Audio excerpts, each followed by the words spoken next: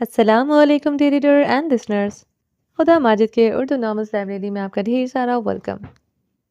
رمز جنون کی نیکسٹ ایپیسوڈ لے کر حاضر ہوئی ہوں. اگر آپ نے ابھی تک میرے اس چینل کو سبسکرائب نہیں کیا جلدی سے سبسکرائب کر دیں، لائک اینڈ شیئر کریں اور اپنی رائے کامنٹ باکس میں لازمی دیں.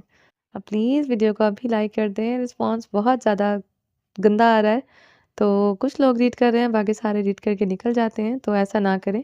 اور جن کو ناولز پسند ہیں ان کے ساتھ شیئر کریں. ٹھیک ہے، چلیں سٹارٹ کرتے ہیں. درخت خانزادہ اس کے لبوں سے لپٹتے اس کی سانسوں کو مدہوشی میں پی رہا تھا. وہ اس کے بازوؤں پر اپنے ناخن بے دردی سے گاڑے ہوئے تھی. درخت کی دہکتی سانسیں اس کا جان لیوا انداز عنایہ کی جان نکال رہا تھا. وہ ماہی بیاب کی طرح اس کے نیچے تڑپ رہی تھی. وہ اس کا کانپنا محسوس کرتے اس کے سلکی بالوں میں نرمی سے انگلیاں چلاتے ہوئے اس کے لبوں پر مزید سختی سے اپنا قفل لگا گیا تھا. عنایہ کی گرفت اس کے بازوؤں پر ڈھیلی ہوئی تھی. درخزئی کے سانسوں کے چبھن سے اس کے گلابی لبوں پر جلن کی رمق بڑھتی جا رہی تھی. وہ اس کے گلابی لبوں کو اپنے دہکتے لم سے سرخ کندھاری کر رہا تھا. عنایہ کے بے جان وجود کو محسوس کرتے وہ اس کے دور ہوتے کارپیٹ پر سیدھے لیٹی اپنی بے ترتیب سانسیں درست کرنے لگا.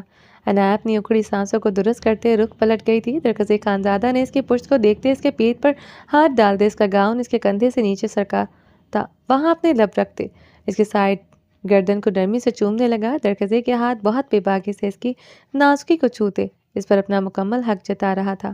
عنایہ گھبراتے ہوئے اس سے دور ہوئی تھی. وہ اسے ایک جھٹکے سے سیدھا کرتے اس کے سلیو لیس نائٹی کے اسٹرپ نیچے کی طرف کھسکاتے اس کی گہرائیوں پر جھکا اپنا لمس بکیرنے لگا تھا. عنایہ گلاب کی طرح سرخ پڑتے اس کی شدت پر لرز اٹھی تھی. وہ اس کا لرزنا محسوس کرتے اسے اپنی باہوں میں بھرتے اس کے نازک وجود کو اپنے اوپر کر گیا تھا. عنایہ شرم سے سرخ پڑتے درخزئی کی گردن میں منہ چھپا گئی تھی. اسے شرماتے اور لرزتے دیکھتے درخزئی کا قہقہ گونجا تھا. ہی مائسوین، یہ تو کچھ نہیں، پکچر تو رات رات بھر چلے گی. یہ شرمانا ورمانا نہیں چلے گا. درخزئی خانزادہ نے گمبھیر لہجے میں کہتے اس کے بالوں کو گدی سے جکڑے اس کا چہرہ اپنے مقابل کرتے اس کی آنکھوں میں دیکھا تھا. مائسوین، اجازت ہے تمہیں مکمل اپنا بناتے یہ رشتہ مکمل کروں؟ درخزئی کے سوال پر عنایہ کی مٹھیوں کی گرفت اس کے شرٹ پر مضبوط ہوئی تھی. وہ گلاب کی طرح سرخ ہوتے نگاہیں چکا گئی. مائسوین، مجھے تمہاری مکمل رضامندی چاہیے. ہماری پہلی رات کی قربت میں تمہارا جسم ہی نہیں تمہارا دل و دماغ بھی صرف درخزئی خانزادہ کا ہونا چاہیے. بہت پوزیسو ہوں تمہیں لے کر. مجھے تمہارے دل پر ہی نہیں تمہارے دل و دماغ پر بھی خود کی حکمرانی چاہیے، جیسے تم مجھ پر کرتی ہو. وہ اس کی ہتھیلی نرمی سے چومتے بول رہا تھا.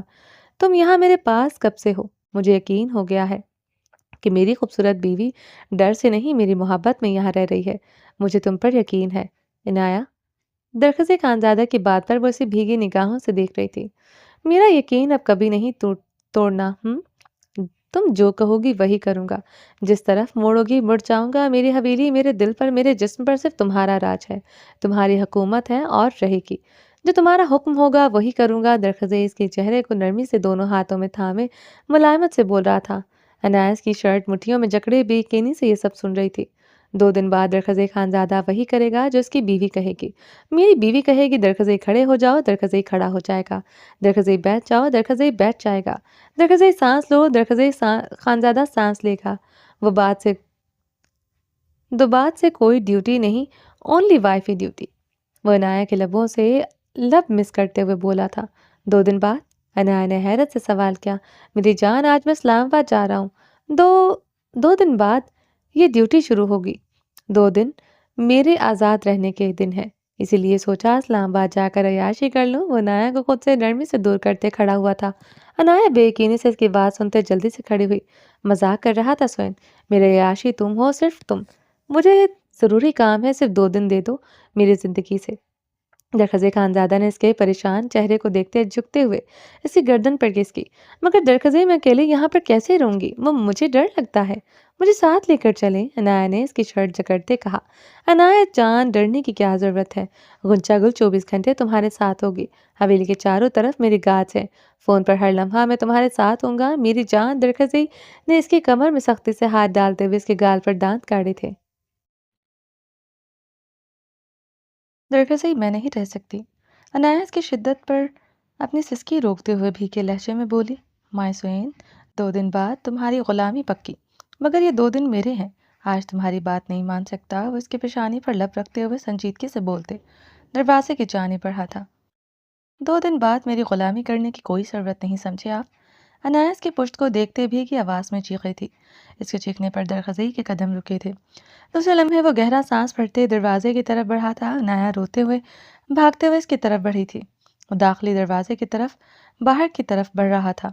عنایہ بھاگتے ہوئے دروازے میں آئی تھی۔ واپس آنے کی ہی ضرورت نہیں، رہ لوں گی میں آپ کے بنا، وہ اسے پتھروں کے روش پر چلتے دیکھتے چیخی تھی۔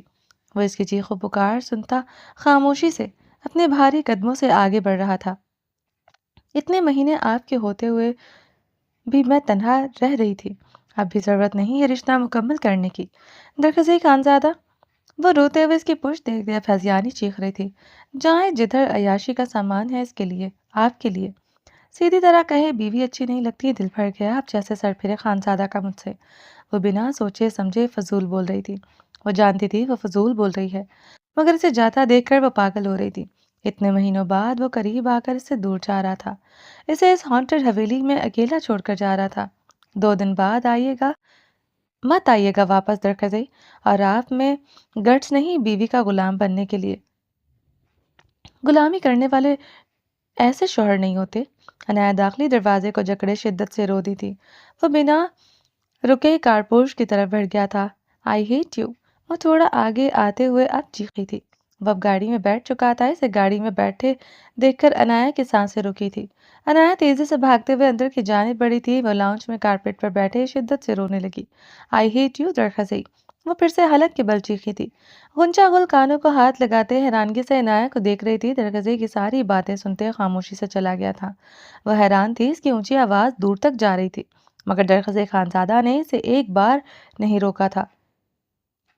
یہ تو سمجھ آ گیا تھا کہ اسے درخزئی خانزادہ کے لیے اس کی بیوی بہت معنی رکھتی تھی۔ ملالہ خان درخزئی خانزادہ کی زندگی میں اب کوئی معنی نہیں رکھتی تھی۔ وہ لاؤنج میں درخزئی کی دیوانگی کچن کے دروازے کے اوٹ سے چھپے دیکھ چکی تھی۔ زاویار خانزادہ سرخ چہرے کے ساتھ سر سرخ آنکھوں سے اپنے ڈیرے پر بیٹھا موبائل میں وہ ویڈیو دیکھ رہا تھا جو اسے ابھی ابھی موصول ہوئی تھی۔ التمش خانزادہ زاویار خانزادہ کے پیچھے کھڑا یہ ویڈیو دیکھتے بمشکل اپنے غصے پر قابو پانے کی صحیح کر رہا تھا۔ التمش کی رنگت میں بے پناہ سرخی کی آمیزش شامل تھی۔ وہ یہ سب دیکھتا اپنی پسٹل کے ٹریگر پر اپنی انگلی کا دباؤ بڑھائے ہوئے تھا۔ تم اپنے بھائی جیسے ہی ہو، سنا تھا، بالکل ٹھیک سنا تھا۔ وہ جابر ظالم بغیرت ہے، تم بھی وہی ہو، ظالم جابر بغیرت۔ عائش ملک ارتضیٰ خان پر بندوق تانے کھڑی چیخ رہی تھی۔ یہ دیکھتے زاویار خانزادہ کے ماتھے کی رگیں بری طرح پھول رہی تھیں۔ اس کی چاکلیٹی براؤن آنکھوں میں خون اتر رہا تھا۔ اس کے بھائی کی جان، اس کی زندگی، ارتضیٰ خان پر ہاتھ اٹھایا گیا تھا۔ زاویار خانزادہ کے علاقے میں ایک عورت اس کے بھائی پر پسٹل تانے کھڑی اسے گالیاں دے رہی تھی۔ زاویار خانزادہ سرخ خون آلود آنکھوں سے موبائل سکرین پر نگاہیں گاڑے ہوئے تھا۔ چھوڑ مجھے، نہیں چھوڑوں گی ان زمینی خداؤں کو، ان بغیرت خانزادہ کو۔ التمش خانزادہ کی سماعتیں مزید یہ سب نہیں سن سکتی تھی۔ وہ اپنے ہاتھ میں پکڑی پسٹل سے سامنے یکے بعد دیگرے کئی فائر کر گیا تھا۔ زاویار خانزادہ کا عالیشان ڈیرا گولیوں کی تڑتڑاہٹ سے گونج اٹھا تھا۔ آہ! زاویار خانزادہ نے چیختے ہوئے کرسی سے اٹھتے موبائل زمین پر پوری قوت سے دے مارا۔ موبائل ٹکڑے ٹکڑے ہو کر کئی حصوں میں تقسیم ہوا تھا۔ آہ! اپنی جیب سے پسٹل نکالتے ہوئے زاویار خان نے چیختے ہوئے آسمان میں کئی فائر کیے۔ التمش خانزادہ گہرے سانس لیتا زاویار خانزادہ کو دیکھتے بمشکل خود پر قابو پا رہا تھا۔ اسے زیادہ عورت کا کوئی احترام نہیں کرتا تھا۔ وہ تو کوئی بھی عورت کے احترام میں اپنی نظر چکا لیتا تھا، مگر آج اس کا دل کر رہا تھا عائش ملک کے سینے میں اپنی پسٹل کی گولیاں اتار دے۔ التمش گاڑی نکالو، مجھے ابھی ارتضیٰ کے پاس جانا ہے۔ زاویار خانزادہ اپنی پسٹل میں گولیاں ڈالتے ہوئے گرجا۔ وہ سیاہ شال کندھوں پر جھٹکتے ہوئے اپنے بھاری قدموں سے باہر کھڑی اپنی سیاہ مرسڈیز کی طرف بڑھ گیا تھا۔ جی خان، التمش خانزادہ اپنے منہ پر ہاتھ پھیرتے خود ضبط کرتے زاویار خانزادہ کے پیچھے بڑھا تھا۔ زاویار خانزادہ کی گاڑی تیزی سے رات کی بڑھتی سیاہی میں کلام کی سڑکوں پر ہچکولے بڑھ رہی تھی۔ وہ اپنے منہ پر ہاتھ پھیرتے اپنی خون اتری آنکھیں ونڈ سکرین سے باہر جمائے ہوئے تھا۔ چھوڑ مجھے، نہیں چھوڑوں گی ان زمینی خداؤں کو، ان بغیرت خانزادہ کو۔ عائش ملک کے لفظ اس کی سماعتوں کو چیرتے اس کے اندر آگ کے دریا دوڑائے ہوئے تھا۔ اس نازک سی عورت نے اس کے بھائی اس کی جان پر ہاتھ اٹھایا تھا، اسے یوں بے عزت کیا۔ زاویار خانزادہ کی رگوں میں دوڑتا خون لاوے کی طرح ابل رہا تھا۔ التمش خانزادہ کا حال بھی کم و بیش زاویار خانزادہ جیسا ہی تھا۔ وہ اس کی ٹوٹی پھوٹی خوفناک سڑک پر بہت بے رحمی سے گاڑی چلا رہا تھا۔ کوئی زاویار خانزادہ کو نگاہ اٹھا کر دیکھے، اس کا دل کرتا تھا اس کی آنکھیں نکال کر ہتھیلی پر سجا دے۔ اور وہ لڑکی زاویار خانزادہ کو گالیاں دے رہی تھی اور وہ کچھ نہ کر سکا تھا۔ آج وہ نازک سا وجود اس کے سامنے ہوتا، اس کی قبر زمین میں بے رحمی سے کھودتا، اسے زندہ زمین میں گاڑ دیتا۔ زاویار خانزادہ التمش خانزادہ کا موبائل ہاتھ میں پکڑے ارتضیٰ خان کا نمبر مسلسل ڈائل کر رہا تھا، جب وہ اٹھا نہیں رہا تھا۔ زاویار خانزادہ کی رنگت میں اشتعال کی سرخی گہری ہو رہی تھی۔ ارتضیٰ خان کی جھکی نگاہیں یاد آ رہی تھیں، اپنے بھائی کی بے بسی یاد کرتے اس کا گرم خون کھولا رہی تھی۔ زاویار خانزادہ کو زمین پر پڑی خون میں لت پت پڑی عائش ملک کا جوان بھائی جیسے دکھائی ہی نہیں دیا تھا۔ گاڑی تیز چلاؤ التمش، مجھے اپنے ارتضیٰ کے پاس جانا ہے۔ اگر سے ایک آنچ بھی آئی میں ان پہاڑوں کو ہلا ڈالوں گا اور ان پہاڑوں میں ہی ملکوں کی بیٹی کو دفن کر دوں گا۔ وہ خون اتری آنکھوں سے دھاڑ اٹھا تھا۔ رات کی گہری سیاہی میں زاویار خانزادہ کے چنگار سناٹوں کو چیرتے گاڑی کو ہلا چکی تھی۔ جی خان، التمش خانزادہ مستعدی سے بولتے گاڑی کی سپیڈ بڑھا گیا تھا۔ وہ اب پہلے سے بھی زیادہ اب اپنی گاڑی کی سپیڈ بڑھائے ہوئے تھا۔ یکدم کلام کی سڑکیں بارش سے بھیگنے لگی تھیں۔ زاویار خانزادہ نے چیختے ہوئے گاڑی کا شیشہ نیچے کرتے اپنی پسٹل سے باہر کئی فائر کیے۔ ارتضیٰ خان کانپتے ہاتھوں سے ڈرائیو کرتے مسلسل چیختے رو رہا تھا۔ اس کے سامنے اذان ملک کا ساکت وجود پڑا تھا۔ اس کی پسٹل سے کسی کی جان گئی وہ بے یقین تھا۔ چھوڑ، مجھے نہیں چھوڑوں گی، زمینی خداؤں کو، ان بغیرت خانزادوں کو، اس نے میرے اذان کو مار دیا۔ اس لڑکی کی مسلسل چیخیں اس کے حواس کھو رہی تھی۔ وہ روتے ہوئے چیختے ہوئے اپنی گاڑی کی سپیڈ بڑھائے ہوئے تھا۔ ارتضیٰ خان نے روتے ہوئے اپنے گالوں کو ہاتھ لگایا۔ اس لڑکی کے تھپڑ یاد کرتے وہ سٹیئرنگ چھوڑتے اپنے گالوں کو دونوں ہاتھوں سے پیٹنے لگا تھا۔ وہ چیختے ہوئے اپنے گالوں کو بے رحمی سے پیٹ رہا تھا۔ تم اپنے بھائی جیسے ہی ہو۔ سنا تھا، بالکل ٹھیک سنا تھا۔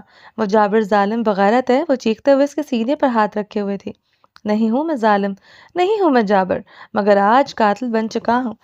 کیسے میں اسے مار سکتا ہوں، کیسے کسی کو قتل کر سکتا ہوں؟ وہ اب سٹیئرنگ پر اپنا مسلسل ہاتھ مارتے ہوئے حلق کے بل چیخ رہا تھا۔ کاش تم وہ گولی میرے سینے پر مار دیتی۔ ارتضیٰ خان حلق کے بل چیخا تھا۔ وہ روتے ہوئے چیختے ہوئے ڈرائیو کر رہا تھا۔ کھلے شیشے اس کی چیخیں پہاڑوں کو چیر رہی تھی۔ ارتضیٰ خان اب اس گاڑی کا کنٹرول چھوٹ رہا تھا۔ وہ اپنی ڈولتی گاڑی کو بمشکل سنبھالتے ڈرائیو کر رہا تھا۔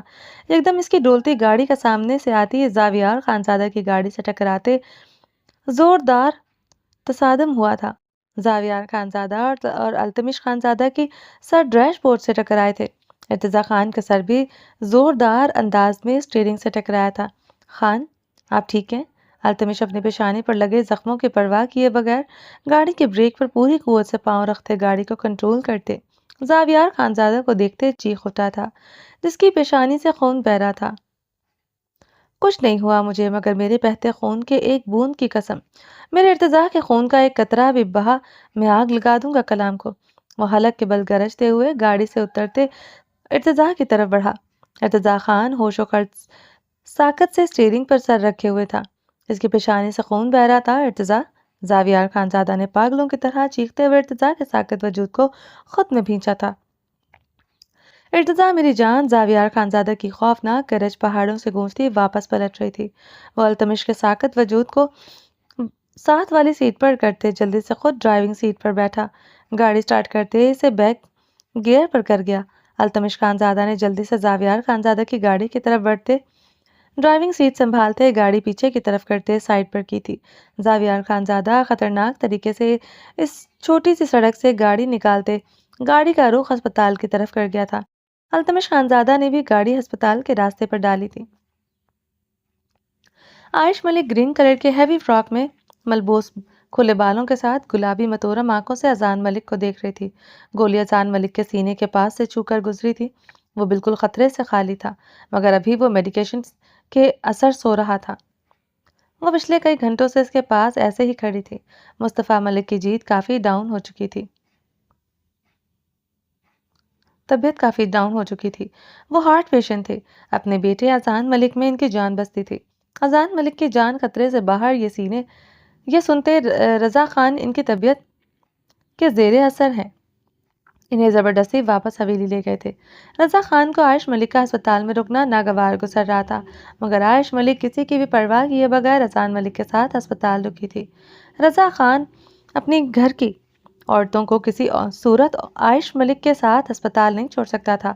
ان کی عورتیں پردہ کرتی تھیں، ان میں سے کوئی بھی مصطفیٰ ملک اور اذان ملک کے سامنے نہیں آئی تھی۔ رضا خان عائش کے طور اتوار کو دیکھتے اب جھنجھلا سے گئے تھے۔ ان کے چہرے پر عائش ملک کے لیے ناگواری تھی۔ وہ زبردستی گاڑی میں بیٹھ کر آئی تھی۔ داور خان نے اسے اپنی شال اوڑھنے کو دی، جسے وہ اسے لیتے چلتی گاڑی میں زمین پر پھینک چکی تھی۔ اب اسپتال میں بغیر کسی چادر کے کھلے بالوں کے ساتھ اتنی فٹنگ والی فراک میں کھڑی تھی۔ داور خان یہ دیکھتے غصے سے رضا خان پر چیختے حویلی واپس چلا گیا تھا۔ رضا خان کو مجبوراً اپنے گارڈز کو ہسپتال کے کمرے کے باہر اور اسپتال کے باہر پہرا دینے کو کہا تھا۔ عائش ملک ان کے دوست مصطفیٰ ملک کی بیٹی تھی، ان کی مہمان تھی، ان کی عزت، ان کی جان کی ہر قیمت پر حفاظت کرنی تھی۔ اذان ملک کے پپوتوں کو حرکت کرتا دیکھتے وہ بھیگی آواز میں اسے پکارتے ہوئے اس پر جھکی۔ اذان ملک آنکھیں کھولتے عائش کو دیکھتے مسکرایا تھا۔ بہت برے ہو تم، یو بلڈی راسکل، وہ روتے ہوئے اس کے سینے سے لپٹی تھی۔ آہ، اذان ملک نے دل پر ہاتھ رکھتے درد سے کرایا تو عائش ملک بدحواس ہوتے پیچھے ہوئی تھی۔ اذان ملک اس کی سرخ ناک کو دباتے ہنس پڑا تھا۔ تم سچ میں برے ہو اذان، اگر تمہاری کوئی گرل فرینڈ تمہارے ساتھ لپٹتی تو تم اپنے دل کا درد بھی بھول جاتے، بلکہ تم مردہ بھی اٹھ جاتے۔ عائش ملک اس کے قریب بیڈ پر بیٹھتے اس کا ہاتھ پکڑتے روتے ہوئے بولی، وہ گرل فرینڈ ہوتی اور تم بہن ہو میری۔ قسم سے عائش، اس سبز فراک میں اور میک اپ میں بھوتنی لگ رہی ہو۔ ابھی ہوش میں آیا ہوں کیونکہ اب کی بار ہارٹ اٹیک کروانا چاہتی ہو کیا؟ اذان ملک کی بات پر عائش کی چھوٹی سی تیکھی ناک غصے سے مزید سرخ ہوئی تھی۔ نیلی آنکھوں میں شرارے سے دہکے تھے۔ مجھے افسوس ہو رہا ہے اذان، میں نے تمہارے لیے اتنے آنسو کیوں بائے؟ کیوں میں اتنی دیر تمہارے سرہانے کھڑی رہی؟ موم بالکل ٹھیک کرتی ہیں جو تمہاری پرواہ نہیں کرتی۔ عائش غصے سے بولتے خاموش ہوئی تھی۔ اذان ملک کے چہرے پر ناگواری اور تکلیف دیکھ کر وہ گہرا سانس پھڑتے اپنا نچلا گلابی لب دانتوں تلے دبا گئی تھی۔ میری نہیں، وہ تمہاری پرواہ بھی نہیں کرتی، وہ تو پاپا کی بھی پرواہ نہیں کرتی۔ The great business woman Sabrina ملک کسی نہ کسی بزنس میٹنگ میں مصروف ہوں گی۔ اذان ملک استہزائیہ ہنسا تھا۔ ایسی بات نہیں ہے، انہیں ہماری بہت پرواہ ہے، مگر پاپا نے کب انہیں ویلیو دی ہے؟ پاپا نے انہیں بزنس وومن کے طور پر قبول ہی نہیں کیا، کیونکہ وہ ان کے مقابل آن کھڑی ہوئی تھی۔ مگر عائش ماما کی سائیڈ مت لو۔ اگر پاپا چاہتے تھے وہ گھر بیٹھیں تو کیا غلط تھا، مگر نہیں، انہیں خود کو منوانا تھا، ایک کامیاب بزنس وومن بننا تھا۔ کیا ہوا؟ بن گئی ایک کامیاب عورت، مصطفیٰ ملک سے بھی کامیاب بزنس وومن عورت، مگر ایک بیوی، ایک ماں کے طور پر وہ ناکام عورت ہے۔ جب ہمیں ان کی ضرورت ہوئی وہ ہمارے ساتھ نہیں تھی۔ آج یہاں میرے پاس، تمہارے پاس انہیں ہونا چاہیے تھا۔ کہاں ہے مسز سبرینا ملک؟ بتاؤ مجھے، اذان ملک تلخی سے بولا۔ ابھی انہیں فون کروں گی تو بھاگتے ہوئے آئیں گی تمہارے پاس۔ عائش ملک نے اذان ملک پر جھکتے ہوئے اس کی پیشانی پر بکھرے بال اپنے ہاتھ سے نرمی سے سنوارے تھے۔ موم مت بنا کرو میری، 1 سال چھوٹی ہو مجھ سے۔ اذان ملک نے جھنجھلاتے ہوئے اس کا ہاتھ اپنے بالوں سے جھٹکا۔ عائش نے ہنستے ہوئے اس کی پیشانی پر لب رکھے۔ وہ مزید جھنجھلایا تھا، تمہیں شاہویر بھائی ہی سیدھا کر سکتے ہیں۔ اذان ملک نے اس کے ہنسنے پر گھور کر دیکھا تھا۔ وہ مجھے نہیں، میں اسے سیدھا کروں گی، دیکھ لینا۔ عائش کہتے ہوئے اذان کے پاس سے اٹھی۔ وہ اس کی کلائی جکڑ گیا تھا۔ اتنے آنسو بہا کر اتنی خوبصورت آنکھوں پر ظلم کیوں کیا؟ شاہویر اور موم کی جان بستی ہے تمہاری آنکھوں میں۔ موم کو میری تکلیف نظر آئے یا نہ آئے، تمہاری ذرا سی تکلیف پر تڑپ اٹھتی ہیں۔ وہ اس کی کلائی جکڑے اس کی نیلی آنکھوں سے نرمی سے اپنی انگلیوں سے آنسو چنتا بولا، تم خون میں لت پت پڑے تھے، میں ڈر گئی تھی۔ اذان، تم جانتے ہو میری جان بستی ہے تم میں۔ وہ زاویار خانزادہ کا بھائی مجھ سے بچ گیا، ورنہ اس کی پسٹل سے اس کا سینہ چھلنی کر دیتی۔ عائش نے اذان ملک کو دیکھتے غصے سے کہا، ارتضیٰ خان پر پسٹل تانی تھی تم نے؟ اذان ملک عائش کی بات پر حیران ہوا تھا۔ تم جانتے ہو اسے؟ عائش نے سنجیدگی سے جواباً سوال کیا۔ ہاں، مگر وہ کبھی بھی مجھ پر گولی نہیں چلا سکتا، بلکہ کسی کو نہیں مار سکتا۔ مجھ پر فائر یقیناً غلطی سے لگا ہوگا، وہ ہوائی فائرنگ کر رہا تھا۔ وہ مجھے لگ گیا، مگر وہ جان بوجھ کر مجھ پر فائر نہیں کر سکتا۔ اذان ملک تکیے پر سیدھا ہوتے درد سے کراہ رہا تھا۔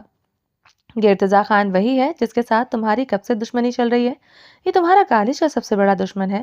عائش کے پوچھنے پر اذان ملک نے اس بات میں سر ہلایا۔ اذان، یہ اسی نے کیا ہے تاکہ وہ اپنی دشمنی ایسے اتار سکے۔ ارتضیٰ خان اس علاقے کے سردار ظالم جابر زاویار خانزادہ کا بھائی ہے۔ اس کی طرح کا ظالم جابر ہوگا۔ ایک بات یاد رکھنا، جو کچھ ہوا میں چھوڑوں گی نہیں اس ارتضیٰ خان کو۔ وہ غصے سے بولی۔ کیا کرو گی؟ اذان ملک لب بھینچتے ہوئے بولا۔ Just wait and watch. Attempt to murder کی جو سزا ہوتی ہے وہی سزا ارتضیٰ خان کو مل کر رہے گی۔ اگر وہ یہاں کے سردار زاویار خانزادہ کا بھائی ہے تو اس میں بھی پاکستان کے بہت بڑے بزنس مین کی مصطفیٰ ملک کی بیٹی ہوں۔ ملکوں کی بیٹی؟ وہ ایک ایک لفظ چباتے گرجائی تھی۔ تم ایسا کچھ نہیں کرو گی۔ میں شاویر بھائی سے بات کروں گا، وہی تمہیں روک سکتے ہیں۔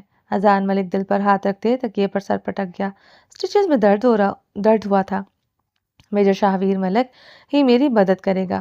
عائش ملک نے سنجیدگی سے بولتے سائڈ ٹیبل پر پڑی میڈیسن اذان ملک کو پکڑاتے اس کے لبوں سے پانی کا گلاس لگایا۔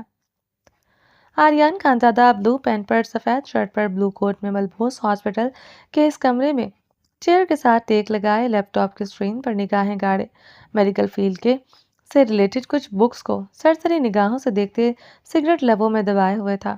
اس وقت رات کے 11 بج رہے تھے۔ باہر شدید بارش ہو رہی تھی۔ زرمش 6-7 بجے تک چلی جاتی تھی۔ وہ آج سارا دن ڈاکٹر ماہین کے ساتھ رہی تھی۔ آریان خانزادہ کے حکم پر وہ ڈاکٹر ماہین کے پاس سے ہلی بھی نہیں تھی۔ پورے ہاسپٹل میں جدید کیمرے نصب تھے۔ مردانہ وارڈ میں کیمرے نصب تھے، زنانہ وارڈ میں اور ہاسپٹل کے کمروں میں کیمرے نصب نہیں تھے، مگر ہاسپٹل کے ہال اور بہت سی جگہوں پر کیمرے نصب تھے۔ جن جگہوں پر کیمرے نصب نہیں تھے وہاں آریان خانزادہ وائرلیس جدید بہت چھوٹے چھوٹے مائکرو کیمرے اس انداز میں نصب کر چکا تھا کوئی بھی ان کیمروں تک پہنچ نہیں سکتا تھا۔ وہ یہاں پر اپنی پہچان کو ایک نئی پہچان، نیا نام دینے آیا تھا، مگر اب اسے جازل اغیار لغاری تک پہنچنا تھا۔ وہ بہت کوشش کے باوجود اس تک کوئی معلومات حاصل نہیں کر سکا تھا، سوائے اس کے وہ قطر کا رہائشی تھا۔ وہاں کے سلطنتی شہزادوں کے ساتھ اس کے تعلقات تھے۔ اتنا اسرور و سوخ والا انسان ادھر کیا کر رہا تھا؟ وہ حیران تھا، مگر وہ یہاں ایک ڈاکٹر کے طور پر اپوائنٹ تھا۔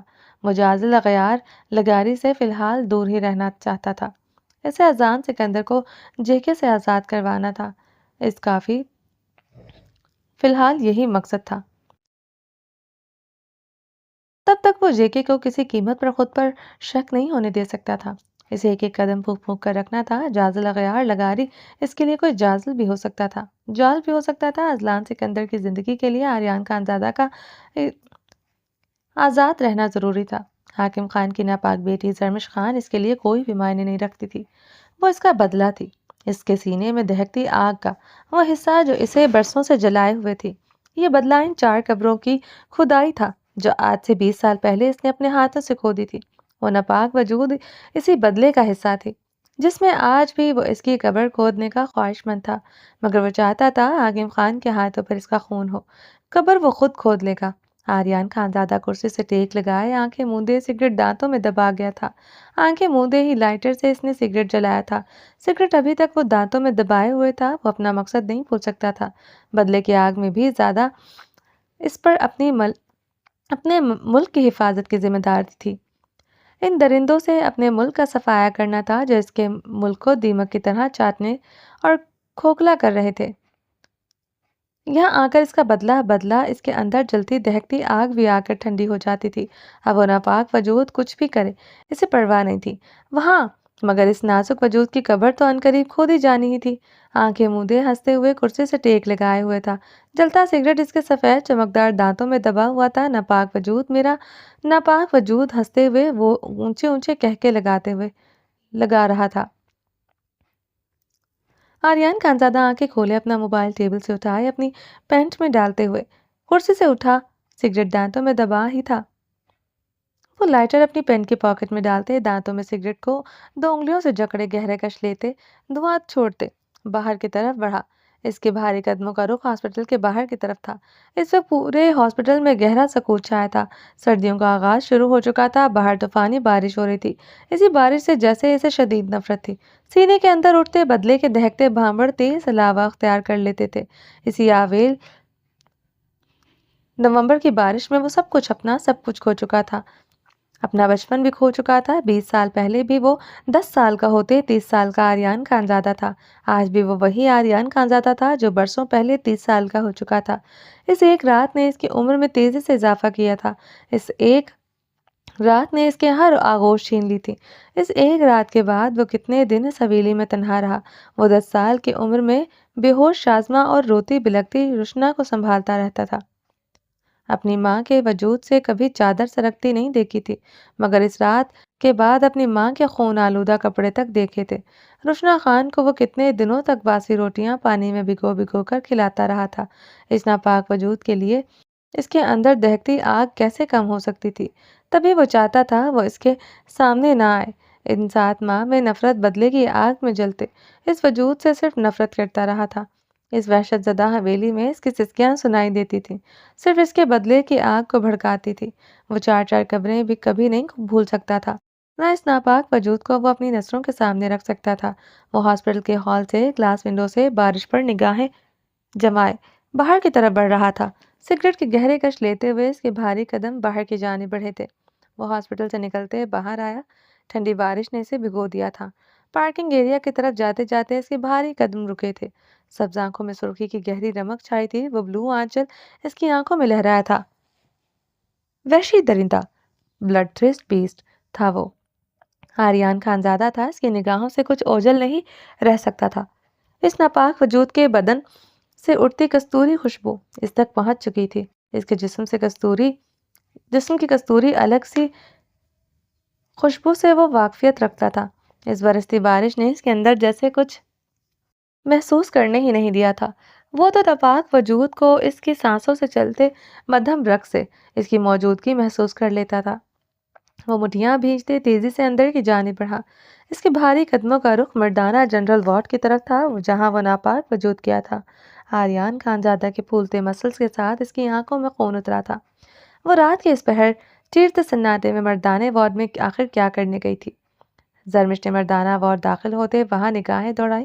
اس وقت اس وارڈ میں بیڈ پر ایک ہی پیشنٹ تھا جس کے بلڈ سیمپل لینے کا اسے کہا گیا تھا۔ اس کی ایک ٹانگ پر پلاسٹر چڑھا ہوا تھا اور وہ اپنے سر پر نیلی شال اچھی طرح سر پر جماتے بیڈ پر لیٹے اس پیشنٹ کی طرف بڑھی۔ دل پذیر نام ہے آپ کا؟ زرمش نے تکیے سے ٹیک لگائے 24-25 سال کے لڑکے سے پوچھا۔ جی ہم ہی ہے دل پذیر ڈاکٹر۔ وہ زرمش کو وہاں حیرانگی سے دیکھتے بولا۔ مردانہ وارڈ میں رات کے اس وقت اکیلی لڑکی کا ہونا حیران کن ہی تھا۔ وہ اسے ڈاکٹر سمجھ بیٹھا تھا۔ آپ اپنا بازو ادھر کریں، زرمش نے ہچکچاتے ہوئے کہا۔ دل پذیر خان نے زرمش کی جھکی نگاہیں اور سرخ چہرہ دیکھتے ہنستے ہوئے اپنی آستین کے کف کھولتے اپنی آستین کوہنی تک چڑھاتے ہی اپنی کلائی آگے کی تھی۔ سیدھی کریں کلائی، زرمش نے نگاہیں جھکائے ہی کہا تھا۔ دل پذیر خان نے پہلے بھی زیادہ گہری نگاہ زرمش پر ڈالی تھی۔ اس کی جھکی نگاہیں کپکپاتا ہاتھ اس پر باور کروا گیا تھا وہ ڈاکٹر نہیں ہے۔ آپ سیدھا کر لو ڈاکٹر۔ جو بھی ہمارا خون کا ٹیسٹ ہوا اس میں تو ڈاکٹر ہمارا کلائی جکڑ کر یہ سرنج اندر کرتا ہے۔ دل پذیر خان نے زرمش کے ہاتھ میں پکڑی سرنج کی طرف اشارہ کیا تھا۔ وہ میل ڈاکٹر کرتے ہوں گے، میں ڈاکٹر نہیں ہوں، صرف بلڈ سیمپل لیتی ہوں۔ اپنی کلائی سیدھی کریں، زرمش نے اپنی آواز میں سختی پیدا کرنے کی ناکام کوشش کی تھی۔ تم نرس ہیں؟ دل پذیر نے اپنی مونچھوں پر ہاتھ پھیرتے ہوئے سنجیدگی سے پوچھا۔ میں نرس نہیں ہوں، صرف بلڈ سیمپل لیتی ہوں۔ اپنی کلائی سیدھی کریں، زرمش نے غصے سے اس کی طرف دیکھا۔ دل پذیر زرمش کی آنکھوں میں غصہ دیکھتے کہکا لگاتے اپنی کلائی سیدھی کر گیا تھا۔ زرمش نے اس کی کلائی میں نظر آتی وینز پر کاٹن رکھتے سرنج سے احتیاط سے بلڈ لیا۔ وہ اپنا کام مکمل کرتے آگے بڑھی تھی۔ وہ نرمی سے زرمش کا ہاتھ چکر گیا تھا۔ زرمش نے بے یقینی سے اس پر اپنی ہیزل گرے آنکھیں گاڑی۔ تم ڈاکٹر نہیں، نرس نہیں، تو اس کا مطلب ہوا تم اتنا رات کو یہاں کس لیے آیا؟ اس نے زرمش کو گہری نگاہوں سے دیکھتے سوال کیا۔ کس لیے آئی ہوں؟ زرمش نے گھبراتے ہوئے اپنا ہاتھ کھینچنے کی کوشش کی۔ تم ہمارے لیے آیا، ہم جانتا ہے پورا سوات میں دل پذیر خان سے زیادہ خوبصورت مرد کوئی نہیں۔ وہ اپنی مونچھوں پر ہاتھ پھیرتے خود پسندی سے بولا۔ دل پذیر کی بات پر زرمش نے غصے سے اپنا ہاتھ مزید سختی سے کھینچا۔ وہ ہنستے ہوئے زرمش کا ہاتھ چھوڑ گیا تھا۔ اسی لمحے مردانہ وارڈ کا بھاری گلاس ڈور کھولتے آریان خانزادہ اندر داخل ہوا۔ آریان خانزادہ کو دیکھتے زرمش کی رنگت زرد ہوئی تھی۔ وہ اپنا ہاتھ دل پذیر خان سے چھڑوا چکی تھی۔ وہ بدحواس ہوتے، تیز ہوتی سانسوں کے ساتھ پیچھے کو ہوتے اپنے کئی قدم پیچھے کی جانب بڑھا گئی۔ زرمش کے پورے بدن کی کپکپی تاری ہوئی تھی۔ آریان خانزادہ دل پذیر کے اتنے پاس کھڑے اسے کھڑا دیکھتے اپنے ہوش کھو بیٹھا تھا۔ دل پذیر کے ہاتھ میں اس کا ہاتھ تھا۔ آریان خانزادہ کی رگوں میں دوڑتے خون کی بھڑکتی آگ چلی تھی۔ آریان خانزادہ نے دل پذیر کی طرف بڑھتے اسے گریبان سے پکڑ کر اسے زمین پر پٹک دیا۔ دل پذیر خان کے لبوں سے دلخراش چیخ برآمد ہوئی تھی۔ زرمش یہ دیکھتے اپنی چیخ لبوں میں دبا گئی تھی۔ آریان خانزادہ نے اپنا بھاری بوٹ والا اس کے پلاسٹر چڑھی ٹانگ پر رکھتے اس کی ٹانگ بے دردی سے مس لی تھی۔ دل پذیر درد سے کراہتے بری طرح چیخ رہا تھا۔ زرمش چکراتے وجود کے ساتھ آریان خانزادہ کو دیکھ رہی تھی۔ وہ اس کی زخمی ٹانگ پر اب بے دردی سے اپنا پورا وزن ڈالے کھڑا تھا۔ خدا کا واسطہ ہے، ہم کو چھوڑ دو، ہم نے تو صرف اس کا ہاتھ پکڑا تھا۔ وہ روتے ہوئے چیخا تھا۔ اس کے ہاتھ کو تو سزا ملے گی، تو اب اس کے ہاتھ سے کوئی کام نہیں کر پائے گا۔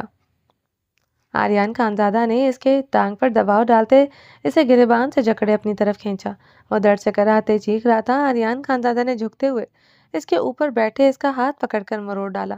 ہڈی ٹوٹنے کی آواز پر زرمش اپنے حلق سے نکلتی چیخ پر قابو نہ پا سکی تھی۔ آریان خانزادہ نے مڑتے ہوئے اسے خونخوار نگاہوں سے دیکھا۔ زرمش اس کی خون اتری نگاہ پر خوف سے لرزتے اپنے لبوں پر سختی سے ہاتھ جما گئی۔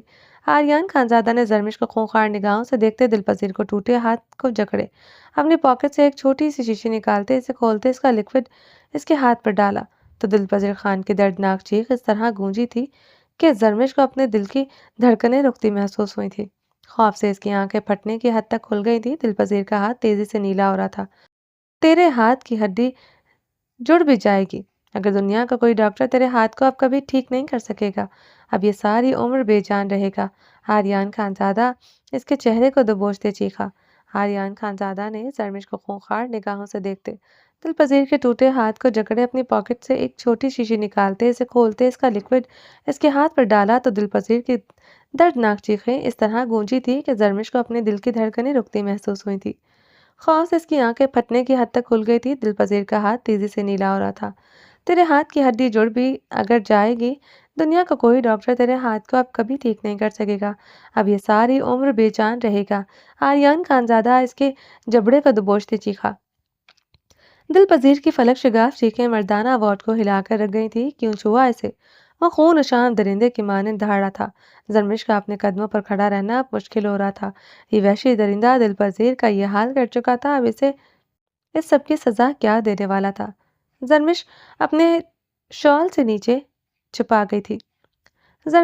شہرام خان جو اس وقت اسپتال داخل ہوا تھا، وہ بلو جینز اور بلو شرٹ پہنے ہوئے تھا جس پر سیاہ لیدر کی جیکٹ پہنے ہوئے تھا۔ مردانہ وارڈ سے آتی چیخوں کی آواز سن کر وہ مردانہ وارڈ کا بھاری سلائڈنگ ڈور کھولتے اندر داخل ہوا۔ یہ سب دیکھتے وہ حیران ہوتے بے یقین ہوا تھا۔ سر شہرام! زرمش شہرام خان کو پکارتے ہوئے تیزی سے اس کی طرف بڑھی۔ آریان خانزادہ نے چہرے کو موڑتے اس کی طرف خونخوار نگاہ ڈالتے اسے شہرام کی طرف بڑھنے سے منع کیا۔ وہ اس کی خون اتری آنکھوں کا اشارہ سمجھتے دیوار میں سمائی تھی۔ وہ اب سے سکتے ہوئے آریان خانزادہ کو دیکھتے اپنا ہاتھ شال میں ہی چھپائے ہوئی تھی جو دل پذیر نے چھوا تھا۔ شہرام خان زرمش کے کپکپاتے وجود اور دل پذیر کے کراہتے وجود کو دیکھتے آریان خانزادہ کی طرف تیزی سے بڑھا تھا۔ یہ کیا ہو رہا ہے آریان؟ شہرام خان نے غصے سے گرجتے ہوئے آریان خانزادہ کو کندھے سے جکڑے دل پذیر سے دور کرنے کی صحیح کی تھی۔ وہ اس کا جبڑا خطرناک حد تک دبوچے ہوئے تھا۔ اگر وہ تھوڑی دیر اسے نہ چھوتا، یقیناً دل پذیر خان کا جبڑا ٹوٹ جاتا۔ یہاں کیا ہوا اور کیوں ہوا، اس چیز کا حساب تو میں خود لوں گا، مگر مجھے ابھی اس کی جان لینی ہے۔ جس نے مس خان کا ہاتھ پکڑا، وہ تیش و عالم سے چیخا تھا۔ مس خان؟ شہرام خان نے الجھن بھرے لہجے میں مس خان دہراتے زرمش کی طرف دیکھا جو تھر تھر کانپ رہی تھی۔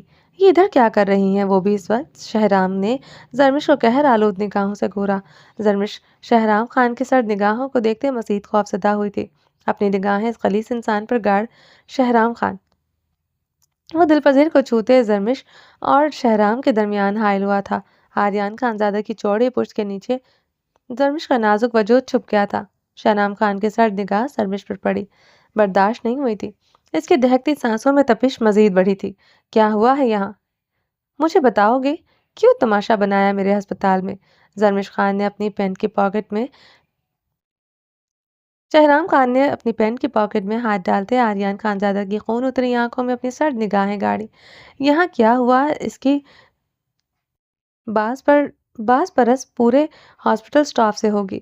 ایک ایک سے حساب لوں گا۔ آریان خانزادہ نے ایک لفظ چباتے ہوئے دل پذیر کی پلاسٹر چڑھی زخمی ٹانگ پر بے دردی سے بوٹ والا پاؤں مارا تھا۔ دل پذیر خان کی ایک بار پھر سے دلخراش چیخیں گونجی تھی۔ شہرام خان کی آنکھوں کا رنگ ابھی سرخی مائل ہوا تھا۔ آریان خانزادہ زرمش کی طرف بڑھتے اس کی کلائی جکڑے بھاری قدموں سے باہر کی طرف بڑھ گیا تھا۔ زرمش پوری طرح لرزتے ہوئے اس کے ساتھ بڑھ رہی تھی۔ شہرام خان حیرانگی سے یہ سب دیکھ رہا تھا۔ شہرام خان نے منہ پر ہاتھ پھیرتے اپنے غصے پر بمشکل کنٹرول کیا۔ دل پذیر کی حالت دیکھتے وہ تیزی سے ایمرجنسی روم کی طرف بڑھا جہاں سینئر ڈاکٹر شمروز موجود ہوتے تھے۔ وہ اس کے بعد آریان خانزادہ سے نپٹنے کا ارادہ رکھتا تھا۔ آریان خانزادہ زرمش کی کلائی جکڑے اپنے آفس میں داخل ہوتے اسے دیوار میں پٹک گیا۔ وہ اپنی نیلی شال میں اپنا ہاتھ سختی سے لپیٹ گئی تھی۔ اپنے گالوں پر اس نے ہاتھ نہیں رکھا تھا۔ دل پذیر خان کے ہاتھ کی حالت دیکھتے وہ خوف سے کانپ رہی تھی۔ آریان خانزادہ نے وہ آدھی بچی شیشی اپنی پاکٹ میں واپس ڈالی تھی۔ آریان خانزادہ نے اسے خون نشان نگاہوں سے گھورتے ہوئے اپنی پین کی پاکٹ سے وہ شیشی نکال کر ٹیبل پر رکھی۔ زرمش وہ شیشی دیکھتے خوف سے بری طرح رونا شروع ہو چکی تھی۔ آریان خانزادہ اپنے سلکی نمزدہ بالوں میں انگلیاں پھیرتے ہوئے زرمش پر سرسبز نگاہ ڈالتے ٹیبل پر بیٹھا۔ زرمش کے کپکپاتے وجود کو دیکھتے اس نے اس کی خوفزدہ نگاہوں کے تعاقب میں دیکھا۔ وہ شیشے پر اپنی نگاہیں گاڑے ہوئے کانپ رہی تھی۔ ان ہیزل گرے آنکھوں میں اس کے لیے خوف نہیں تھا بلکہ محلول کے لیے تھا جو اس نے دل پذیر کے ہاتھ پر ڈالا تھا۔ آریان خانزادہ کے جبڑے بھینچتے وہ شیشی اٹھا کر سامنے دیوار میں پٹکی۔ شیشی گرتی ٹوٹ کر چکنا چور ہوئی تھی۔ زرمش کے فلک شگاف چیخ برآمد ہوئی تھی۔ خبردار آواز نکلی مس خان، ورنہ تمہارے ہاتھ کو سزا دینے کے لیے میرے پاس ایسی بہت سی شیشیاں ہیں جو تمہارے ہاتھ کو نہیں تمہارے ناپاک وجود کو ناکارہ کر دیں گی۔ وہ ٹیبل سے اٹھتے اس کی طرف بڑھتے اس کے گرد اپنے دونوں ہاتھ کو دیوار پر رکھے اسے محصور کر گیا تھا۔ زرمش نے اس کی سبز آنکھوں میں دیکھتے اپنی ہچکیاں روکی تھی۔ کیوں گئی وہاں؟ وہ بھی رات کے اس وقت؟ آریان خانزادہ اس کی ہیزل آنکھوں میں اپنی آنکھیں گاڑے ہوئے سوال رکھا۔ وہ بلڈ کے سیمپل لینے گئی تھی۔ زرمش نے اس کی آنکھوں میں دیکھتے بمشکل جواب دیا۔ مردانہ وارڈ میں کسی فیمیل ڈاکٹر کو بھی آج تک جاتے دیکھا ہے تم نے جو تم آدھی رات کو تم تنہا چل پڑی؟ آریان خانزادہ کے خون جماتے لہجے میں کیے گئے سوال پر وہ اپنا سر نفی میں ہلا گئی تھی۔ کیوں گئی ادھر؟ کس چیز نے تمہیں ادھر جانے پر مجبور کیا؟ دل پذیر کا غلیظ چہرہ ادھر لے گیا تھا تمہیں وہاں؟ ہاں؟ وہ اس کے ایک طرف دیوار پر مکہ مارتے ہوئے دھاڑا تھا۔ میں نے آج تک اس سے پہلے اسے دیکھا بھی نہیں تھا۔ وہ بھیگے لہجے میں بولتے دیوار میں سما گئی تھی۔ پہلے نہیں دیکھا تھا، آج تو دیکھ لیا۔ آریان سلگتے لہجے میں خررایا۔ نہیں دیکھا، سچ کہہ رہی ہوں، لالا کی قسم کھاتی ہوں، میں نے دل پذیر کا چہرہ نہیں دیکھا۔ زرمش نے اس کی آنکھوں میں دیکھتے معصومیت سے کہتے اپنی گردن کو 2 انگلیوں سے جکڑا تھا۔ وہ اس کے معصوم نقوش اور اس کے معصوم انداز پر لب بھینچ گیا تھا۔ آریان خانزادہ اپنے منہ پر ہاتھ پھیرتے اس کے لرزتے وجود کو دیکھتے اس سے دور ہوا۔ وہ اب اس کے سامنے ٹیبل کے ساتھ ٹیک لگائے کھڑا اسے خون و شام درندے کی طرح گھور رہا تھا۔ زرمش اسے دیکھتے اپنے ہاتھ کو ابھی بھی اپنی نیلی شال میں چھپائی ہوئی تھی۔ گڈ ایکٹ مس خان، اپنے ہاتھ کو چھپانا ہی چاہیے مجھ سے، ورنہ میرا جی یہی کہہ رہا ہے کہ تمہارے ساتھ کے ساتھ وہی سلوک کروں جو دل پذیر کے ساتھ کیا۔ اس نے لفظ چباتے ہوئے اس کی شال میں لپٹے ہاتھ پر نگاہ ڈالی۔ ہاتھ نے پکڑا تھا، اس نے پکڑا تھا، میں نے نہیں۔ زرمش نے گھبراتے ہوئے وضاحت دی۔ جانتا ہوں یہ ہاتھ اس ذلیل انسان نے چھوا تھا، اس لیے اس کا ہاتھ ٹوٹ چکا ہے اور تمہارا ہاتھ صحیح سلامت ہے۔ وہ اپنی پھولتی رگوں پر قابو پاتے گرایا۔ زرمش کی ہیزل گرے سراسیما آنکھیں اس کے چوڑے وجود پر ٹکی تھی۔ بلو کوٹ میں بھی اس کے بازو کے پھولتے مسلز واضح ہو رہے تھے۔ اس کے کوٹ کے آستین کافی فٹنگ میں محسوس ہو رہے تھے۔ وہ جانتی تھی غصے سے اس کے مسلز پھول رہے ہیں۔ وہ مزید خوفزدہ ہوئی تھی۔ بلڈ لینے کے اس کے غلیظ وجود کو چھوا تم نے؟ آریان خانزادہ نے ایک ہاتھ سے پیپر ویٹ کو گھماتے سرد لہجے میں استفسار کیا۔ نہیں، زرمش نے پیپر ویٹ کو دیکھتے جلدی سے سر نفی میں ہلایا۔ آریان خانزادہ نے اپنے چہرے پر ہاتھ پھیرتے ہوئے اپنا سر ہلایا۔ ادھر آؤ، میرا بلڈ لیتے مجھے بتاؤ تم نے بغیر چھوئے کیسے لیا تھا؟ आर्यन ने टेबल पर पड़ी सिरिंज को पैकेट से निकालते जरमिश को अपनी तरफ बुलाया। जरमिश की जान लबों पर सजी थी, रंगत जर्द हुई थी। इधर आओ मिस खान। वो इसे स्टिल इधर जमे देखकर धाड़ा। जरमिश जल्दी से इसकी तरफ बढ़ते इसके हाथ से वो सिरिंज पकड़ी थी, एक हाथ वो भी अभी तक शॉल में जकड़े हुई थी। आर्यन खानजादा ने सर्द निगाहों से इसके शॉल में लिपटे हाथ को देखते इसके वजूद पर निगाह डाली। शॉल इसके कंधों पर थी, इसका सीना अच्छी तरह कवर किए हुए थी। इसके ब्राउन चॉकलेटी सिल्की बाल कैचर में मुकीद थे, बहुत सी लटें इसके चेहरे पर बिखरी थी। शॉल से हाथ बाहर निकालो। आर्यन खानजादा गुस्से से गुर्राया। जरमिश ने जल्दी से अपना हाथ शॉल से बाहर निकाला। आर्यन खानजादा ने अपना ब्लू कोट उतारते हुए सोफे पर उछाला। सफ़ेद शर्ट में इसके शर्ट के फूलते मसल्स पर जैसे इसके वजूद से उतरने को तैयार थी। आर्यन खानजादा ने अपने बाजू के कफ खोलते अपनी आस्तीन कोहनियों तक चढ़ाते अपना बाजू जरमिश के सामने किया। जरमिश ने गहरे सांस लेते कांपते हाथ से सिरिंज को आर्यन खानजादा की कलाई की तरफ बढ़ाया। वो नजरें झुकाए लरसते हुए बिना इसे छुए इसकी कलाई से खून लेने की नाकाम सही कर रही थी। इसकी शॉल इसके एक शाने पर ढलक चुकी थी, वो इसके बेहद करीब खड़ी थी। आर्यन खानजादा के बदन से उठती इसकी महसूर कस्तूरी खुशबू महसूस करते इसे अपने जबड़े पिंच गया था। अभी थोड़ी देर पहले वो इतने करीब दिलपजीर खान की खड़ी थी। आर्यन खानजादा ने पेपर वेट उठाकर पूरी कुव्वत से जमीन पर मारा। सरमिश खौफजदा होते उछली थी। यहीं खड़ी रहो, दिखाओ मुझे इस गलीज इंसान को छुए बगैर कैसे इसका ब्लड लिया था। आर्यन खानजादा से बाजू जो जकड़े अपने करीब करते इस पर सर्द निगाह गाड़ गया। सरमिश ने इस बात में सर हिलाते जल्दी से इसकी वेन में सिरिंज पेवस की। वो बिना इसे छुए ब्लड लेने की इसकी कलाई जख्मी कर चुकी थी। वो बुरी तरह कांप रही थी। मर्दाना वार्ड में इसका जंगली रूप देख चुकी थी। वैसे भी वो इस वहशी दरिंदे से मौत से ज़्यादा खौफ खाती थी। आर्यन खानजादा अपनी वेन से खून बहते देखते इसके दिल की धड़कनें जबड़े भींचे सुन रहा था। मुकाबल की मुंतशिर खौफजदा धड़कनें इसके कानों में बज रही थी। जरमिश अब बुरी तरह सिसकारियां भरते इसका ब्लड लेने की कोशिश कर रही थी, जो मुकाबल के इतनी नज़दीकी पर इसे कलाई चकड़ने पर भी नामुमकिन था। वो जानती थी वो कभी इस ब्लडलेस बीस्ट का ब्लड नहीं ले सकती। ये काम सिर्फ इसी का था। बताएं मिस खान, मुझे कैसे लिया था दिलपजीर खान का ब्लड सैंपल? ऐसे ही इसे जख्मी कर के लिया था। आर्यन खानजादा ने इसे बाजू से जकड़े खुद से दूर झटका। वो पीछे को होते टेबल से जा लगी थी। आर्यन खानजादा ने अपनी सब खून उतरी आंखों से इस पर निगाह डाली। वह अपनी शॉल से अपने गाल और नाक बेदर्दी से साफ करते हिचकियां भर रही थी। आर्यन खानजादा ने टेबल से बैंडेज का पैकेट उठाते इसकी तरफ बढ़ाया। जरमिश ने खौफजदा होते इसे सवालिया निगाहों से देखा। इस बैंडेज को अपने हाथ पर अच्छी तरह लपेटो। आर्यन के हुक्म पर जरमिश की भीगी आंखों में हैरत व इस्तजाब छाया था। जिस हाथ को इस दिलपजीर ने छुआ है, अब अगले 7 दिन तक मुझे इस पर बैंडेज लिपटी दिखनी चाहिए, वरना मेरा अताफ तुम्हारा ये नाजुक हाथ सह नहीं सकेगा। आर्यन खानजादा इसके टेबल पर पड़े अपने दोनों हाथ जमाते हुए इसकी आंखों में अपनी आंखें गाड़ गया था। जरमिश जल्दी से वो बैंडेज खोलते अपने हाथ पर लपेटने लगी। इस तरह की 10 बैंडेज तुमने अपने हाथ पर लपेटोगे। अगले 7 दिन तक तुम इसे नहीं खोलोगी। आर्यन खानजादा ने इसकी आंखों में देखते लफ्ज चबाते इसके कपकपाते हाथ से वो बैंडेज छीनी। जरमिश ने खौफजदा होते इसे देखा। तुम अगले जन्म तक यही काम कर सकोगी और अगले 10 मिनट तक मुझे तुम्हारा नापाक वजूद इस हॉस्पिटल में नहीं नजर आना चाहिए। आर्यन खानजादा सर्द लहजे में कहते इसका हाथ बहुत बेदर्दी से जकड़े वो बैंडेज लपेटने लगा। किसके कहने पर मर्दाना वार्ड गई थी? किसने कहा तुमसे करने को? इसके हाथ पर बहुत बेदर्दी से वो बैंडेज लपेट रहा था। जरमिश को अपनी उंगलियां टूटती महसूस हो रही थी। वो जिस अंदाज में वो बैंडेज कर रहा था, वो खुद ये कभी खोल नहीं सकती थी। मुझे फलक जो नर्स है, इसने कहा था कि डॉक्टर माहीन ने कहा है कि मर्दाना वार्ड में पेशेंट का ब्लड सैंपल लेना है। जरमिश ने कराहते हुए टूटे लफ्जों से जवाब दिए। रुकने को भी डॉक्टर माहीन ने कहा था। डॉक्टर खानजादा आर्यन खानजादा ने सर्द लहजे में इस्तफसार किया। नर्स फलक ने कहा था। डॉक्टर माहीन ने मुझे इधर ही 10 बजे तक रुकने को कहा। वो भीगे लहजे में कहते अपने हाथ में उठते दर्द पर अपने उमड़ते आंसू पर काबू पाने की नाकाम कोशिश कर रही थी। नर्स फलक। आर्यन खानजादा ने जबड़े भींचते नाम दोहराया था। फ़ोन करो हैदर खान को, वो तुम्हें आकर ले जाए। आर्यन खानजादा ने इसके हाथ की बैंडेज के सिरे को सख्ती से बांधते इसे हुक्म दिया। जरमिश ने बैग की जिप खोलने की कोशिश की, मगर वो बैंडेज वाले हाथ को हिला भी नहीं पा रही थी। इतनी बेदर्दी से इसने बांधा था। आइंदा तुम मुझे मर्दाना वार्ड के इर्द गिर्द भी नजर आई, मैं पहले हाथ को तोड़ूंगा, फिर खुद ही बैंडेज करूंगा। आर्यन खानजादा ने गुर्राते हुए इसके क्रॉस बॉडी बैग की स्ट्रिप कंधे से बेदर्दी से तोड़ी थी। जरमिश टेबल में समाते इसे खौफजदा निगाहों से देखते हुए साकत सी देख रही थी। ब्लड थ्रिस बीस की खुशबू इसे मजीद खौफजदा कर रही थी। आर्यन खानजादा ने इसका फ़ोन निकालते हुए हैदर खान का नंबर डायल करते इसे कान से लगाया था।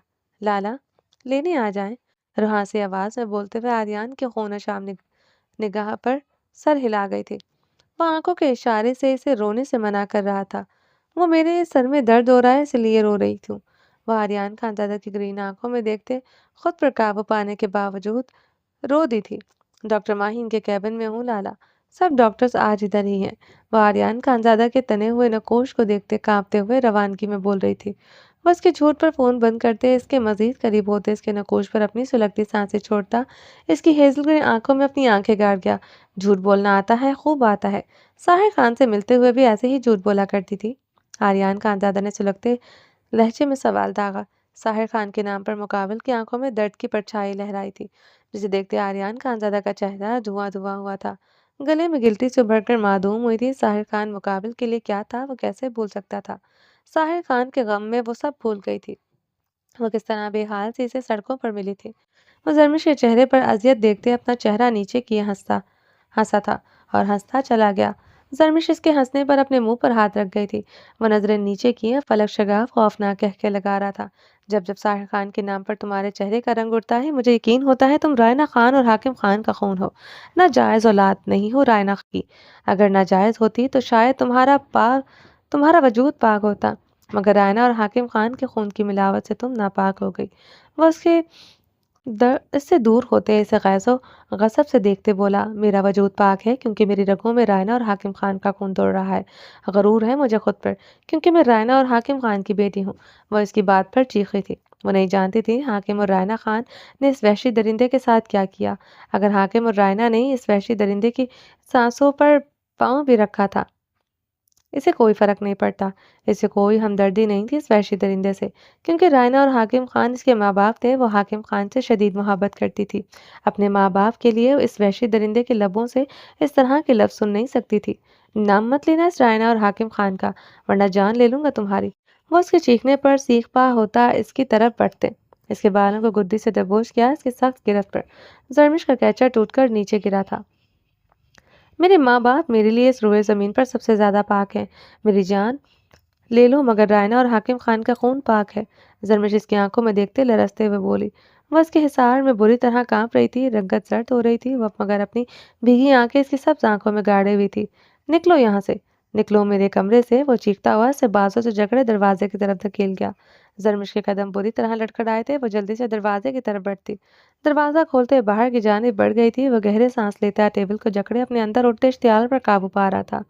इसके लबों से हाकिम और रायना खान का नाम इसका पूरा वजूद मिर्चों से भर चुका था। वो जबड़े भींचते खुद पर काबू पाने की नाकाम सही कर रहा था। वो सच में इन जालिम जाबिर दरिंदों की बेटी थी, जो इसका सब कुछ इस इससे छीन गए थे। वो बमुश्किल खुद पर काबू पा रहा था। वो दूसरे लम्हे दरवाज़ा खोलते तेजी से बाहर की तरफ बढ़ा। आर्यन खानजादा के भारी कदमों का रुख इस नापाक वजूद की तरफ था जो बेपर्दा बाहर आई थी। वो भागते हुए सुनसान कॉरिडोर से गुजर रही थी।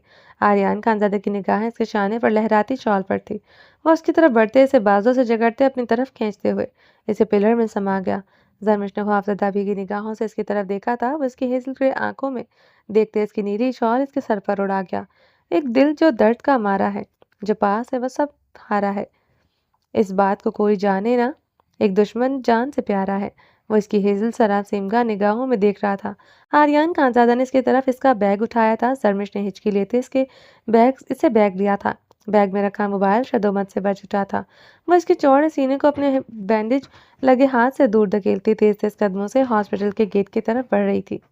वह पिलर के पीछे से बाहर आता इसके बैग पर अपनी निगाहें जमा गया था। शहराम खान दूर खड़ा अपने पैंट की पॉकेट में दोनों हाथ डालते आर्यन खानजादा के चौड़े वजूद पर अपनी निगाहें जमाए हुए था। गुस्से से तेज तेज कदम उठाते आर्यन खानजादा के ऑफिस की तरफ बढ़ गया था। आर्यन खानजादा ने इसे इस सब के जवाब तलबी चाहिए थी। चलें जी, बाकी का नेक्स्ट एपिसोड में कंटिन्यू करेंगे। उम्मीद है आपको ये एपिसोड पसंद आई होगी। चैनल को सब्सक्राइब नहीं किया जल्दी से सब्सक्राइब कर दे। لائک اینڈ شیئر کریں اور اپنی رائے کامنٹ باکس میں لازمی دیں۔ اپنا ڈھیر سارا خیال رکھیے گا، دعاؤں میں یاد رکھیے گا۔ اللہ حافظ۔